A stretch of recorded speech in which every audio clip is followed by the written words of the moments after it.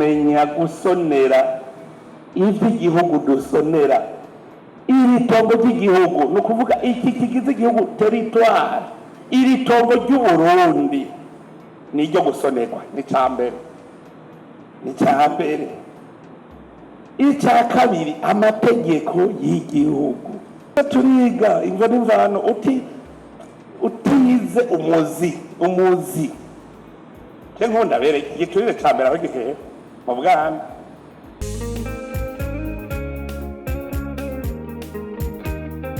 nababwiye ivy'igihugu dusonera ivyo tubigize bizabiheze ko ubu twarononye ico bita leta tuyita abantu leta nayo ni ikintu gikomeye atamuntu n'umwe akinesha cyangwa atari umuntu amaze kuvuga ngo leta c'est moi aho twapfiriye iryo jambo ryaratwishe kuko ico gihe twaciye twinjira muri dictature ya ntwaro ya jogora duhure y'igikenye aho umuntu avuga ngo leta c'est moi mwumvise bamaze kuvuga ngo leta c'est moi ijambo ry'ikirundi twara twita igihugu tuba turarifuse c'est fini ico cigwa jabo tugendana nama nabigishije mugabo sindabona bakira kubera iki niki kibazo muhejeje kubaza muti mbega kubona aho twahereye tuva ngo turwanye igiturire ko kidahera ni kubera iki yabivuze neza atahari intwari ibereye igiturire kitagihunga ahari igiturire intwari ibereye ikihunga sawa ibyo twese turabyemezanya no kuvuga rero nitwemere tuvyandike neza no kuvuga kuva igihe dutanguye kurwanya igiturire twavuze tuti intwaro ibereye ize hari ryari igiturire intwaro itabereye yari imaze igihe kingana iki no igiturire cyari kimaze igihe kingana iki ciziziye Uburundi ni murabe igihe intwaro ibereye ije rero ije kurwana n'igiturire naco carashinze imizi burya gende musanzira Bibiliya je namaniga igituma muri Bibiliya uzosanga ahantu handitse yuko bene Israeli ngo bakogata igikano Imana ikabiyereka mu nkingi y'igicu bayibona mugabikanka ko bakira kubera iki babaye denature erega muri ko mavuga igiturire je igiturire ca mbere kurya yabivuze neza cyatanguriye kuri Adamu na Eva igiturire ca mbere none gushaka ibitagukwiye gushaka ibitagukwiye ntuheze kuja kurya igiturire Imana yahaye Adamu na Eva ivyo ibona bibereye bikwiye neza barabaho neza mugabo shetani kiraza rero nico gituma je iryo jambo igiturire mu Kirundi sindaryumva neza Imana kiraza ibereka yuko hari ico babuze baca kukirondera umuntu nawe atomboye akaja mu rwego rw'igihugu hacaza shetani kamubwira iti naho baguhemba hariho ico uze genda ukirondere nuko nyene vyagiye biraza Adamu na Eva rero kuri gusho yagiye kuza umva nibore nyene barataye ubuntu agiye kurondera n'ivyo adakeneye jewe ndazi yuko ngaha mu Burundi hariho abantu bafise amahera akwiye mugari bo bambere baguma barondera kurya ibiturire none ko badaheza iki kintu rero cyo kumenya gusonera ivy'igihugu dusonera iri tongo ry'igihugu no kuvuga iki kigize igihugu territoire iri tongo ry'Uburundi niryo gusonerwa ni cambere icya kabiri amategeko y'igihugu emwe babivuze byose nabonye amategeko yuzuye mugabo ninde ayashira mu ngiro uwo yashize mu ngiro yaramaze kuba guta bwa buntu nibore amategeko y'igihugu nibwo butegetsi bw'igihugu mu bisanzwe nibwo butegetsi bw'igihugu, amategeko y'igihugu. Hanyuma umuntu w'igihugu rero kumusomera, none gantuze we bakujeje amabanga ukaduka ngo zana amazi y'ikaramu, iyumvire urahembwa, ahubwo karagateka warose kubona uje imbere y'abandi, ako gateka ukakitesha, aho gakoreye ugaca uvuga ngo banzume. Hariho umunsi nagize icigwa ndondera ijambo umushingantahe, abantu bose baragwanira ko abashingantahe, mugo ukamuronderamwo ubushingantahe uko babivuga muri definition ukabubura. Kubera iki? Ikintu citwa inzoga y'abagabo. Iyumvire wari bavuga ngo umuntu w'umushingantahe ni umuntu afise ubwitonzi, ubwenge n'ubwitonzi, ashobora guca urubanza nka Salomo. Mugabo ngo intahe nivuga, ngo intahe ntivuga, ngo itarose inzoga y'abagabo. Nimwiyumvire, uba ari kwigisha kutaryiturire ni wenyene ariko arakirya. Wa wundi yiyambitse urushato rw'intama rw'umusaje, agenda mu bantu ngo ni umushingantahe, ugasanga ico magenda n'imbega umushingantahe, muganga acabwira ngo sinca urubanza ntabonye inzoga y'abagabo. Mbwira ninde ari intore muri ubu Burundi? Ninde ari intore? Ubu rero iyi nama iyi ico nabasaba, ntitwaje kwidodomba, ntitwaje kuri mire de la mandaje. Ivyo byose twabibonye, dukora iki? Ko iyo ntwari ibereye twaramaze kuyishinga, amategeko ariho, abantu bamwe bariko barigishwa, hakenewe iki? Dukora iki? Tubome ico giturire, tugiseke, turabe ko cyane muga twese turi kumwe. Iyi nama nshaka ko dufuma tuvyandika, utazokwemera kuja kuri urwo rugamba tuca tuvuga tuti wewe uri muri ba bandi baharanira igiturire.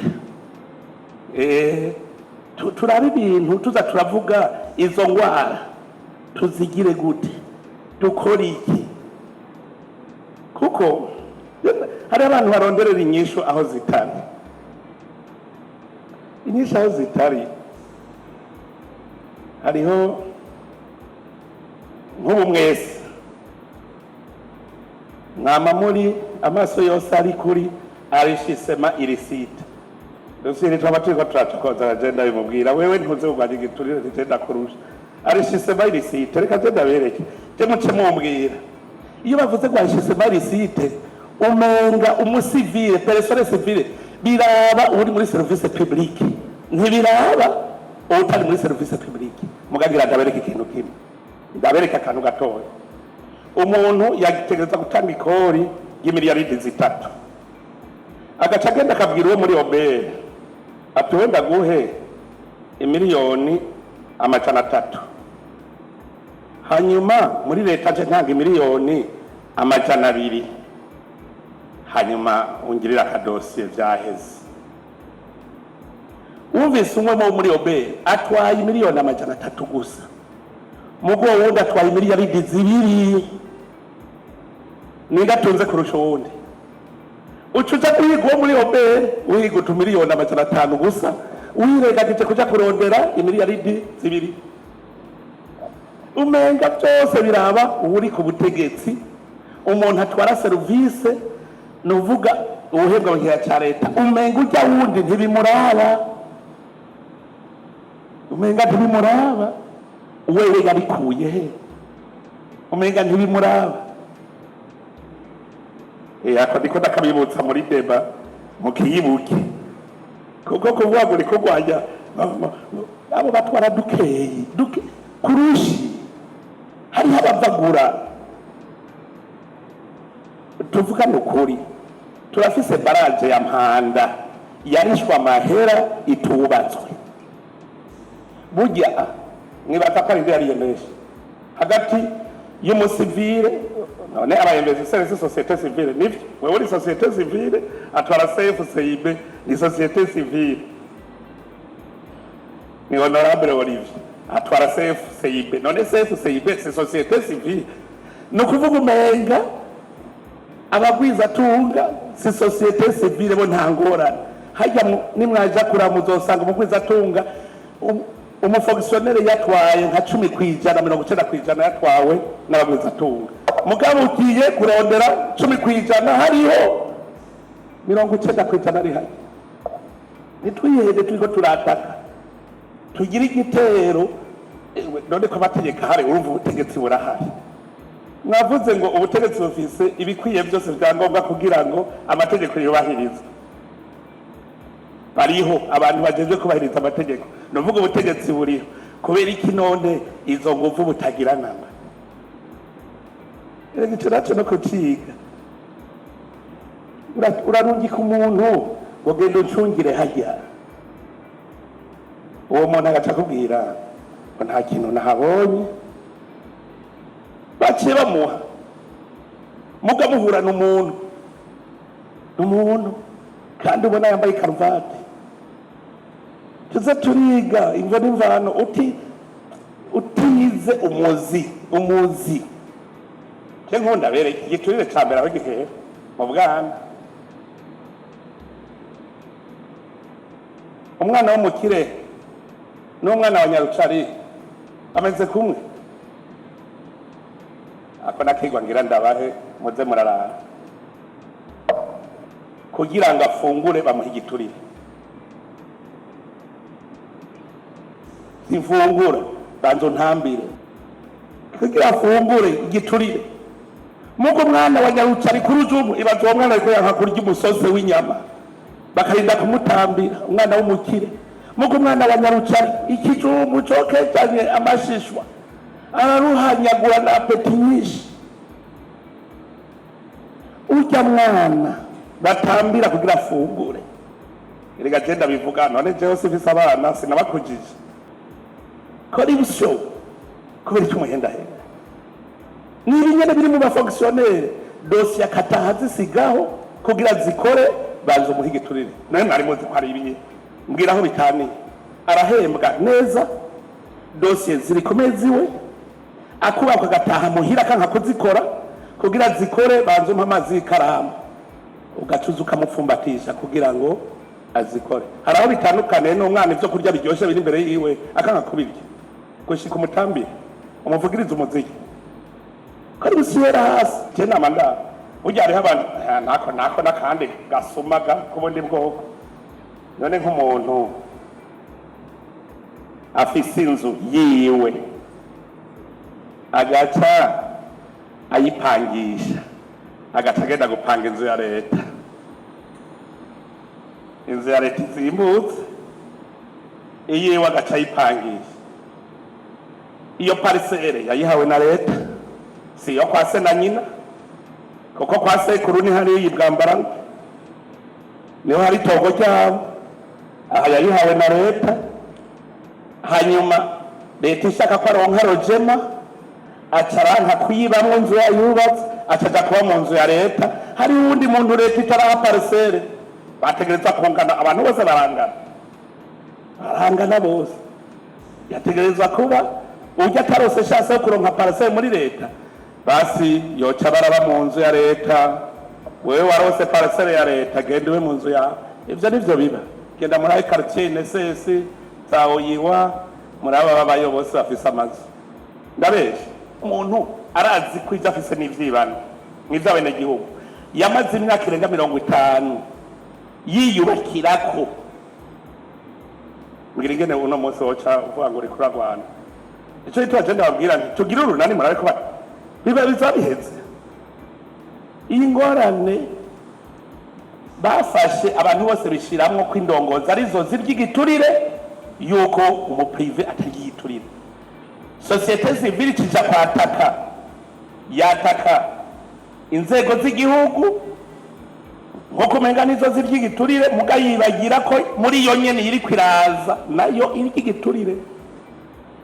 Uno munsi rero no kuvuga tube responsable twese z'indongozi z'igihugu ziba societe civile twese nimuze tuje hamwe turabe kubera iki ndabwira uko twese dutonze aha igiturire gitonze hajya natwe twese dutonze aha abarundi twese indongozi zituja imbere n'ivyo nizo zije imbere indongozi gakatika hakuhaseka duca tuvuga wase kuhaseka gaho twariko turahataka kubera iki societe civile yose yaje n'indongozi igiturire kizosigara conyene atanuma gikingiye duca tugiseka nazo zoca tukinesha muguna mose ducitana ku mwikomo ngo nakarashikire waje kupfagura bakubona mwigiturire utwara obere bakubona mwigiturire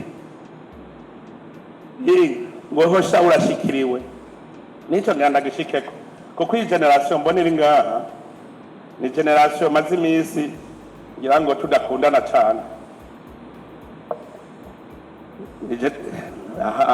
abafise mwe dose nkanta sibeshi abari ngaha generation yo kuva kuri 50 kuduga ku myaka 50 tumaze imisi tudakundana neza kuko ndiko ndabasesera gatabi reka ndabibereke tumenye ingwara duce turondera n'umuti iyi generation haruye none tuvugana ukuri umuntu yari afise imyaka 200 mu 1993 uba afise ingahe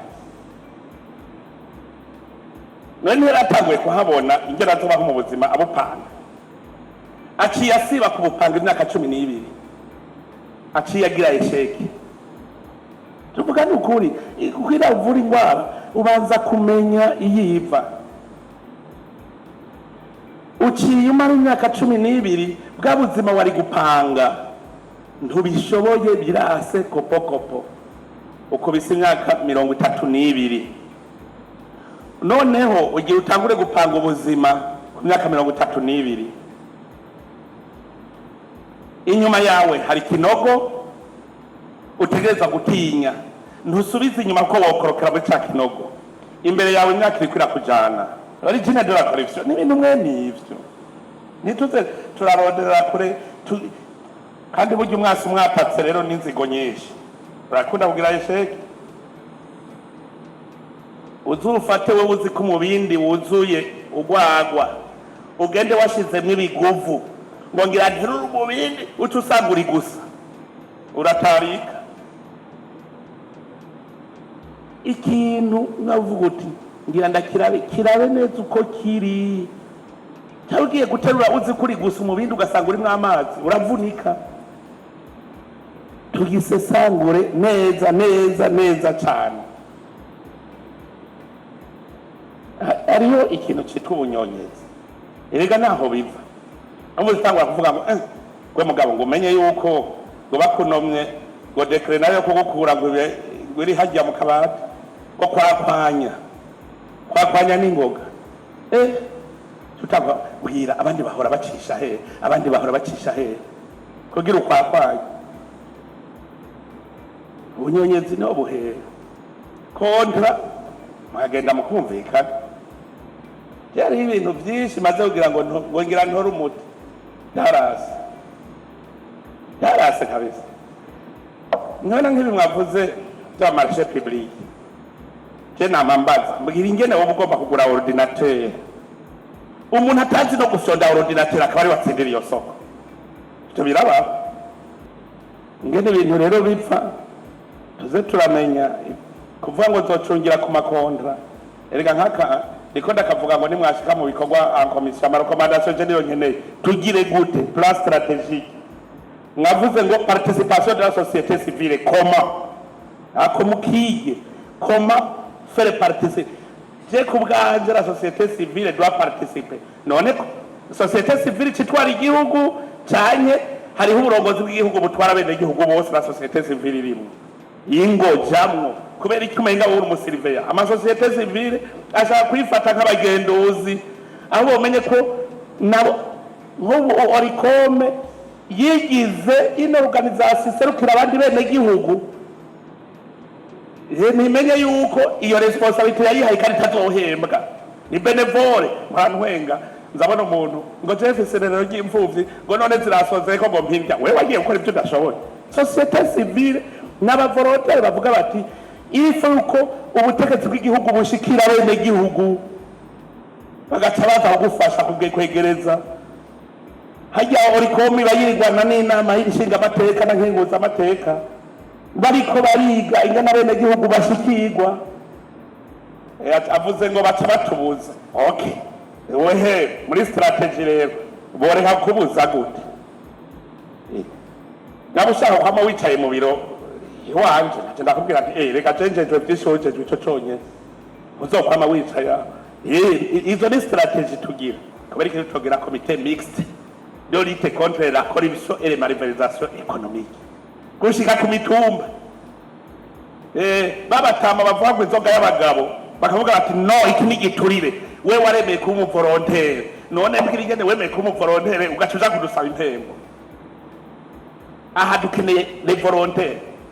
Bibuka igihe twashiraho bagira kuzaho ku mitumba hariho abavuze ngo hariho ubwo bw'abashinga ntaje nabwiye mwe muri société civile jeje kwakuya inzego kuzifata mu mugongo ahubwo mwebwe ahubwo nimwe muca mufasha n'ingene mubi vyabo nabo ibi bintu turabizi na twebwe ntawo bakuyemwo ko dushaka abantu batunganirizwa bakiri ku mitumba mugabo bashaka ko aribo baje imbere. No, la société civile si irongora, la société civile participe. Ndazi ko bija habona inspection generale ndazi kwiriko kivi iyi digitalisation murazi ko bayanka bose yamubesha abafonctionnaire bemera digitalisation nomwe n'ikimanyu kabisa kubera iki banka ya transparence. Twatwaye umwanya muremure muri dictature muri oligarchie le pays c'est moi gushika ama generation yose azikwari tuzoguma tumeze kujya byari bimeze. Je umunsi umwe amase nkuzewe aya amase y'ikizungu umwavu ibururi umwene gihugu ngo reka twebwe ntituraronka ifumbire mureka kurironka bigenze gute ncamagara bura amatari hiyi bururi ngo ntimuraronka ifumbire ngo natanguye kurya iminwa mu nyuma ngo nivyo ngo ifumbire ntirashika no kubera itarashika ncamagara muri fomu kubera ifumbire itarashika ibururi ngo twarayirungitse ngo kera none yagiye. Okay, mpizina ry'uwo mwayihaye mpizina uwo muntu yayiduganye aho kurima haheze nk'iminota 30 nza bavuze ngo bwira ngo bene gihugu ngo baze gutora ngo yafumbire yabonetse ivu y'Ibujumbura yari inyegeje bururi nyene. None mbwira none natatu hatabikiza hose mwebwe cadre murihe amashengero murihe société civile murihe basi ko nimwe mumutinya yuko babakubita amakofe binyibwirire igihe twagira bate what suggestion burya sana paraporte tuvugisha ukuri le boîte suggestion baciye batangura kurondera ninde yabivuze gushikaho bashizeho ama antenne arereka umuntu aza gushiraka yagakaratasi hajya muri boîte kwikomine. Iyumvire aho haba umuntu yicaye ajeje kurereka umuntu aza gushiraka agakaratasi burya niho byatumye ncagira WhatsApp koko nari nabonye yuko baca bakwirukako gushika no kuri WhatsApp ari babwira ngo ariko nkingire iyumvira abantu bagira nkete no ku muntu yoba yarambwiye ikintu umva mwebwe nayihenze cible tendatse bahera hari ko fonctionnaire amategeko mwese mwemeje ko aha les instruments ziriho nta mu fonctionnaire n'umwe ashobora kweba umuriyoni nkumenyekana tuvugisha ukuri nta mu fonctionnaire umwe ashobora kweba umuriyoni mwese mwazo ba service yayo yibigwa hehe marché public yibigwa hehe muri ayo makontra niho banzi ingene bigenda.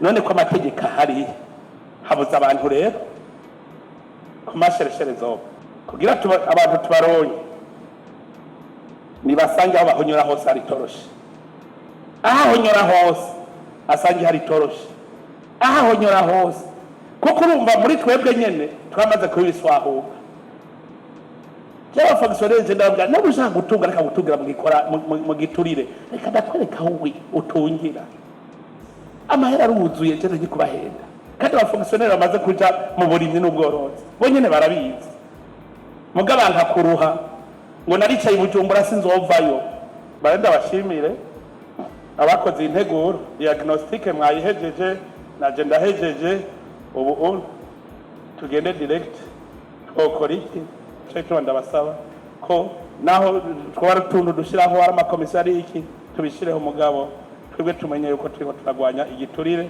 kugira ngo tujere neza ivyo dufise twongere duhige n'ivyo bitararonka. Imana rero ibahezagire ibikorwa byacu mwese muze mukore neza ejo tuze duhure tugira icegeranyo ciza. Murakoze mwese, Imana ibahezagire.